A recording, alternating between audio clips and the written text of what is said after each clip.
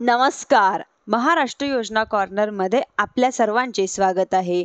आजच्या व्हिडिओच्या माध्यमातून आपण बघणार आहोत की राज्यातील काही भागात काल जोरदार पाऊस पडला होता. मात्र आज सकाळपासून बहुतांश भागात पावसाची उघडदीप होती. म्हणजे विदर्भात काही ठिकाणी पाऊस झाला तर हवामान विभागाने विदर्भासह राज्यातील काही भागात जोरदार पावसाची शक्यता व्यक्त केली आहे. म्हणजेच की आता दक्षिण बिहार, उत्तर झारखंड आणि परिसरावर ठळक कमी दाबाचा क्षेत्र सक्रिय आहे. ही प्रणाली उत्तर प्रदेशाकडे सरकण्याची शक्यता आहे. म्हणजेच की उत्तर राजस्थान आणि परिसरावर तीव्र कमी दाबाचा क्षेत्रीय मान्सूनचा असा असलेला कमी दाबाचा पट्टा राजस्थानच्या बिकानेर पासून तीव्र कमी दाबाचा क्षेत्र हमीरपूर झारखंड मधील कमी दाबाचं केंद्र ते आग्नेय वालव्याच्या उपसागरापर्यंत सक्रिय आहे.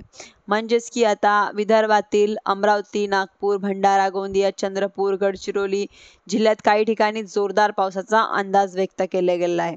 तर विदर्भातील इतर जिल्ह्यांमध्ये ढगाळ वातावरणासह हलक्या सरी पडतील अशी शक्यता आहे.